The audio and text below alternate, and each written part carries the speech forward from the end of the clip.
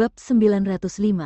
Apa itu anjing jomblo? Kevin sudah mengira kalau Vito tidak akan begitu saja mempercayainya.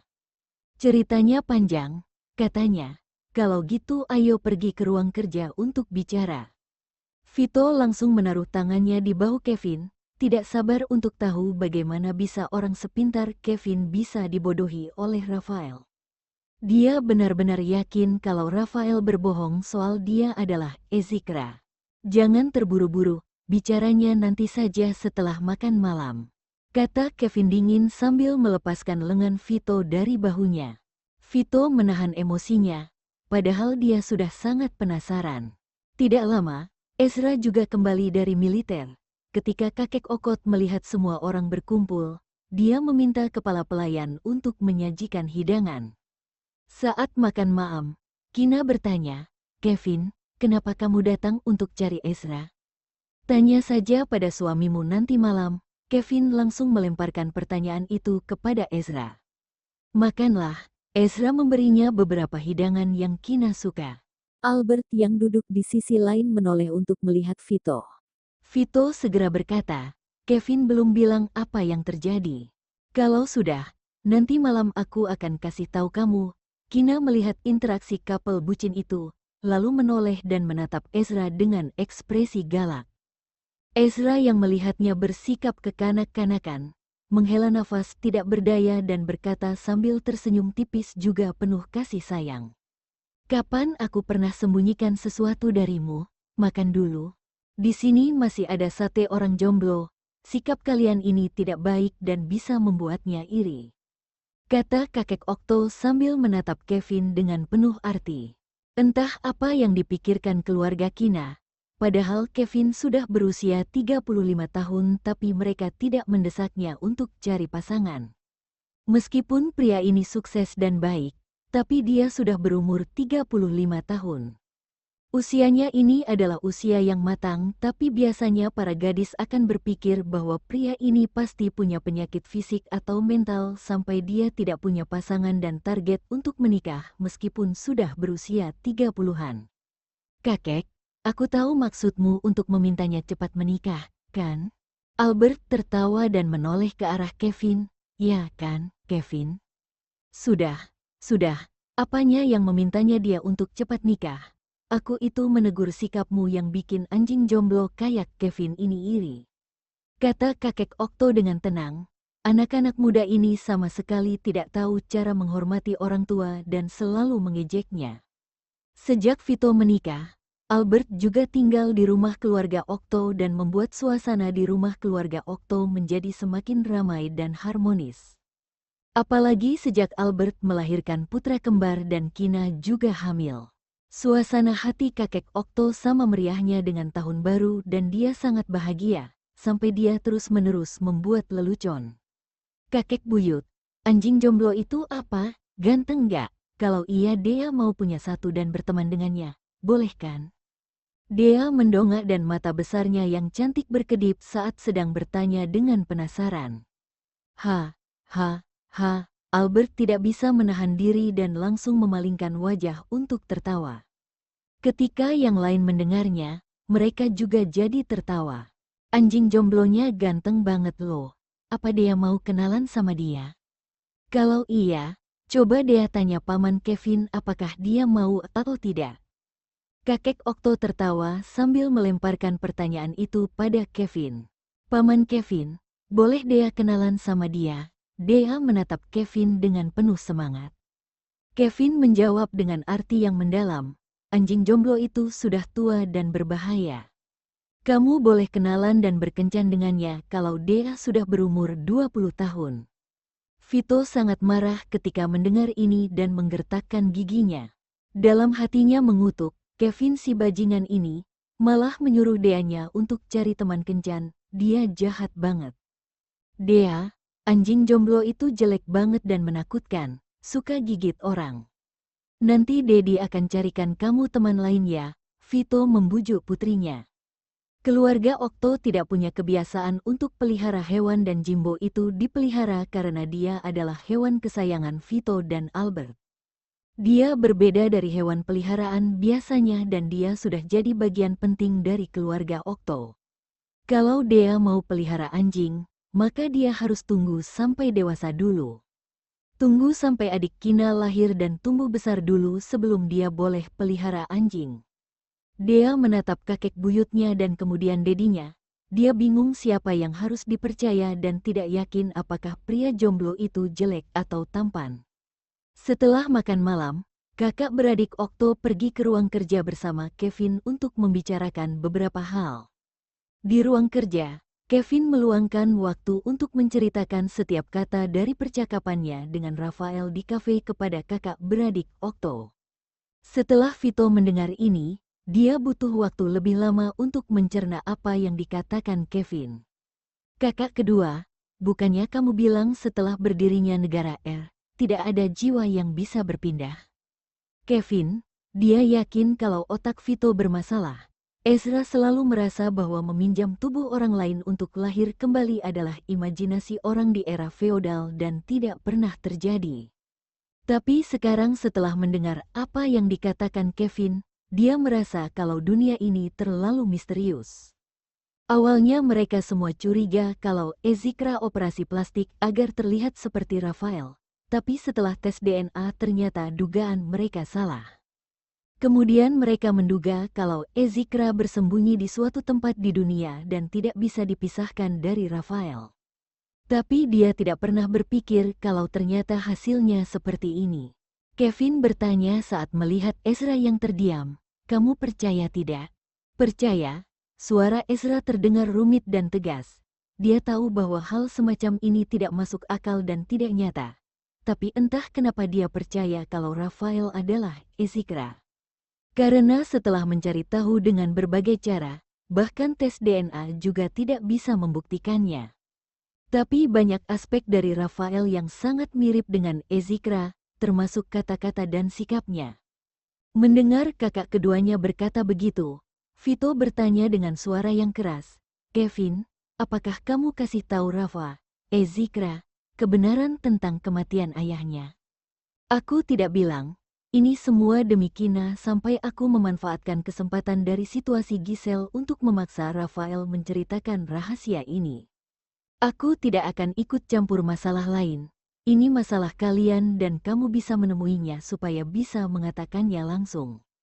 Kevin berkata dengan dingin, "Terima kasih." Ezra berterima kasih dengan tulus. Dia tahu Kevin menyayangi adiknya dan Kina tidak ingin Ezra merasa bersalah karena menyalahkan diri sendiri selama sisa hidupnya mengenai kematian Ezikra, sehingga Kevin berinisiatif untuk membantu. Rahasia mengenai Rafael adalah Ezikra, semakin dikit orang yang tahu maka semakin baik. Lagian hal seperti ini sulit dipercaya. Kalau dunia luar tahu, bukan cuma menimbulkan kehebohan tapi dia juga akan ditangkap untuk penelitian. Kevin mengingatkan dengan serius, Rafael adalah subjek percobaan yang dia inginkan, jadi dia tidak bisa membiarkannya diculik oleh lembaga penelitian medis negara R. "Aku tahu," Ezra menjawab dengan nada yang dalam, tapi dia tidak tahu apa yang dipikirkan Kevin di hatinya. Saat mendengar Ezikra tidak pernah ingin memberitahu keluarga Okto, Ezra merasa sedikit sedih. Mungkin Ezikra masih berpikir semua orang di keluarga Okto begitu kejam dan dia lebih suka menjadi Rafael daripada harus memberitahu keluarga Okto. Bab 906, dia sudah tahu. Rumah sakit di tengah malam. Rafael menaruh bayinya yang sedang tidur di ranjang dan berpikir sejenak sebelum bicara pada Giselle. "Apa kamu mau tahu apa yang aku bicarakan saat aku pergi dengan Kevin hari ini?" Dia sudah memberitahu Kevin bahwa dia adalah Ezikra dan orang dari keluarga Okto seharusnya sudah tahu. Dan cepat atau lambat Giselle juga akan tahu. Daripada membiarkannya tahu dari orang lain, lebih baik dia memberitahunya lebih dulu. Giselle hanya menatapnya, tidak mengangguk atau menggelengkan kepala. "Sebenarnya aku bukan tuan muda dari keluarga Chris dan bukan Rafael Chris." Sebelum Rafael selesai bicara, Giselle menaruh jari di bibirnya untuk menghentikannya. Kemudian Giselle berbicara dalam bahasa isyarat, "Aku tahu kok." Tubuh Rafael sedikit gemetar. mengerutkan kening dan suaranya sedikit berubah. Kamu tahu aku mau ngomong apa? Giselle berbicara lagi dalam bahasa isyarat. Aku tahu kalau kamu adalah Ezikra Okto, keponakan tuan muda kedua dan ketiga. Sejak kapan kamu tahu? Rafael terdengar dingin dan tegang. Dia mengira hanya dirinya saja yang tahu tentang rahasia ini. Setelah kita menikah dan hidup bersama, ketika aku hamil dan merasa tidak nyaman, aku jadi tidak bisa tidur nyenyak di malam hari. Terkadang aku dengar kamu mengigau dan lama-kelamaan aku bisa menebaknya. Giselle menjelaskan sambil tersenyum tipis. Rafael tahu bahwa sejak Rafael meninggal, dia sering bermimpi tentang keluarga Okto atau hal-hal yang sebelumnya terjadi di keluarga Okto, atau setelah dia lahir kembali di tubuh Rafael, tapi dia tidak pernah tahu kalau dia akan mengigau saat sedang bermimpi. Giselle memberitahunya lagi, Kina juga sudah memberitahuku penyebab kecelakaanmu waktu itu. Rafael tidak mengira kalau Kina masih mengingat tentang hal itu dan hatinya tiba-tiba menjadi takut, karena takut Giselle akan paham. Jadi dia menjelaskan dengan panik. Giselle, jangan pikirin itu ya. Aku tidak pernah anggap kamu sebagai pengganti guru Kina. Kalau aku mikir gitu, sudah sejak dulu aku membuatmu tetap di sisiku dan aku tidak mungkin membiarkan kamu resign dan pergi. Aku ngaku deh, karena kamu mirip dengan guru Kina. Jadi aku bersedia membiayai sekolahmu dan bawa kamu bersamaku. Tapi aku tidak punya pikiran yang macam-macam saat itu. Mungkin karena saat itu aku sempat mati dan tidak terlalu memperhatikan kabar tentang keluarga Okto. Perlahan perasaanku pada guru Kina memudar. Setelah dia mengalami kecelakaan dan semua orang mengira dia sudah mati, baru saat itu aku cari tahu tentang kabar keluarga Okto. Tapi aku berani sumpah kalau sekarang aku benar-benar tidak menyukainya. 2 tahun lalu aku kembali ke kota Leicester karena Rafael yang ingin datang. Sekarang aku hanya menyukai dan mencintaimu, sungguh. Rafael mengatakan ini sambil memeluk erat Giselle dan membuatnya jadi sedikit terengah-engah. Setelah tahu kalau dia adalah Ezikra dan menceritakan tentang Kina juga tahu apa yang telah dia lakukan, Giselle jadi bertanya-tanya apakah dia menikahinya karena terlihat seperti Kina. Tapi kemudian Giselle menghibur dirinya sendiri dan berpikir kalau memang Rafael menganggapnya sebagai pengganti Kina, menurut pemikiran orang biasa jika seseorang tidak bisa mendapatkan orang yang disukainya, maka mereka akan mengubah kriteria dalam memilih pasangan atau mencari seseorang yang mirip sebagai pengganti. Tapi Rafael tidak melakukan itu. Jika bukan karena dia tahu kalau Giselle hamil, maka mungkin mereka tidak akan menikah. Membuat Giselle berpikir kalau Rafael tidak menganggapnya sebagai pengganti Kina. Tentang kemiripannya dengan Kina, dia takut emosi negatif akan mempengaruhi perkembangan bayinya dan mencoba yang terbaik untuk tidak memikirkannya. Malam ini setelah dia mendengar Rafael berinisiatif untuk menceritakan identitasnya dan Giselle menggunakan kesempatan ini untuk membahasnya karena ingin mendengar apa yang dia katakan. Seseorang pernah berkata, untuk tahu seseorang suka kamu atau tidak, sebenarnya kamu juga bisa merasakannya di dalam hatimu. Sebelum bayinya lahir, dia merasa kalau Rafael seperti menyukai atau menyayanginya.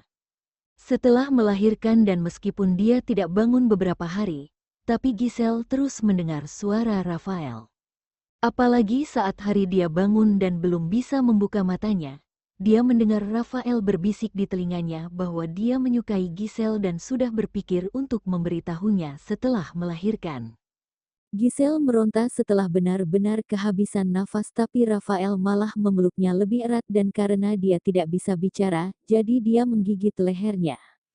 Rafael yang kesakitan pun langsung melepaskannya.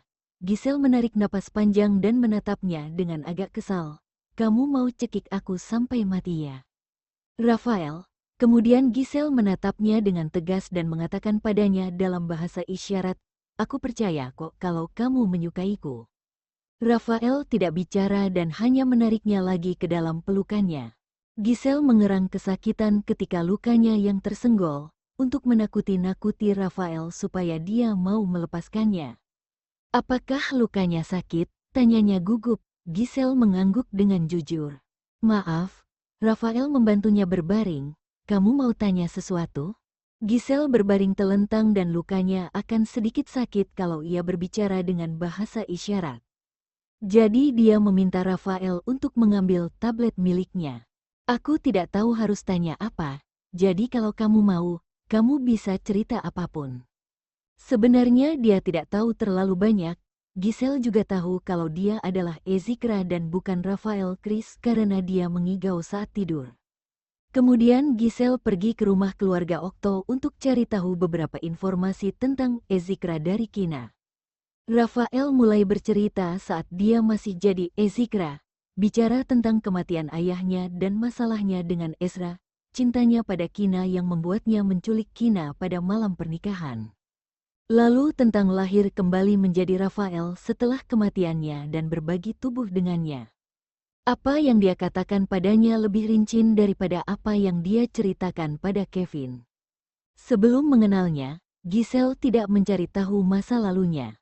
Jadi dia mendengarkan dengan tenang dan serius, terus-menerus menganggukkan kepala sebagai isyarat padanya untuk melanjutkan. Hari sudah tengah malam ketika Rafael selesai bercerita. Oke, tidurlah. Rafael melihat jam, menyisir rambutnya dengan jarinya dan menyelimutinya. Giselle menggelengkan kepala, mengetik di tablet untuk bertanya, kamu tidak mau kembali ke rumah keluarga Okto? Karena dia sudah tahu kalau Rafael adalah Ezikra dan bukan Rafael Chris, jadi dia sudah bisa menebak bagaimana caranya dia bisa menjadi Ezikra ketika dia jelas-jelas adalah tuan muda kedua keluarga Chris. Sekarang Giselle sudah mendengar kalau dia terlahir kembali dan merasa sangat tidak nyaman. Dan setelah tahu perasaan dan hubungannya dengan tuan muda kedua, Giselle merasa kalau tuan muda kedua bukan pembunuh ayah Ezikra dan mungkin saja ada kesalahpahaman atau semacamnya. Aku belum berpikir soal itu. Rafael menyangkalnya dengan tenang. Atau kamu mau aku kembali ke keluarga Okto? Giselle menggelengkan kepalanya. Aku tidak mau paksa kamu melakukan hal yang tidak kamu sukai. Lakukan saja apa saja yang buat kamu bahagia dan aku akan mendukungmu. Apalagi dia baru saja mengatakan kalau Kevin sudah tahu tentang dia adalah Ezikra. Itu berarti seharusnya orang-orang keluarga Okto juga sudah tahu. Rafael tidak ingin bertemu dengan keluarga Okto, dan sepertinya mereka tidak bisa memaksanya, kan? Terima kasih Giselle. Rafael mencium bibirnya dengan penuh rasa terima kasih. Dia pikir Giselle akan membujuknya untuk menemui seseorang dari keluarga Okto. Giselle benar-benar tahu apa yang diinginkannya.